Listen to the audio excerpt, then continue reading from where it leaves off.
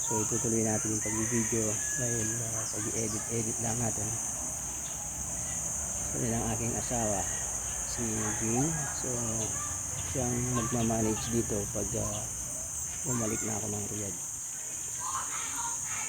So ang bilang ng aming mga sili kabuyo ay nasa maabot ko ng 400 plus. Pinabili pa ito ng aking bayaw. Sa kanya pa ito nang galing yung unan, kaya kami nagtatanim lang. Diba, napakaganda. So ilang days lang to, 7 days maglaano na kami ng mga pag-spray namin ito. Bago lang kayo na katulad ko sa pagtatanim ng sili, larang labuyo. Ganito lang ang inyong gagawin guys, okay, mga kagulay.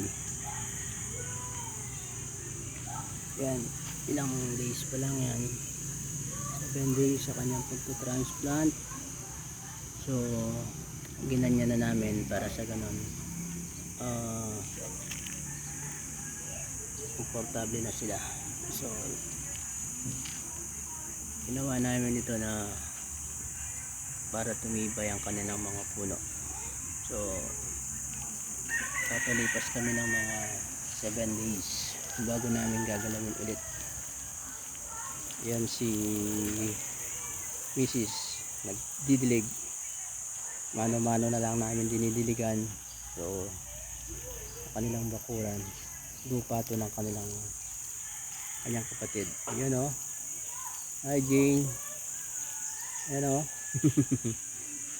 Yan, yung mga kalamansi pa sila, sinasabayan nila ng kalamansi, diba? Yan ang pagpapatubig sa kanilang mga larang sili. Lilipat mo lang yan dahil punong-puno na doon, diba? Ganyan lang ang pagtatanim.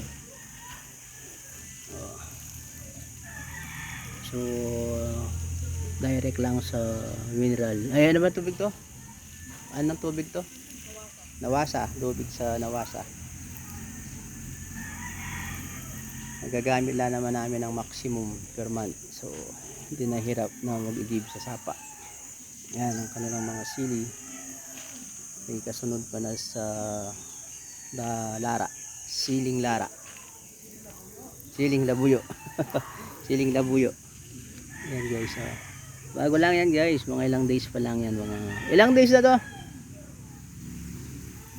7 days na guys ang aming pang siling lara, siling labuyo. Yan, diba? Yan, kung bago lang kayo, pwede magtanong dyan, tanong lang pag may time. Kaya mag PM lang kayo kay Jing.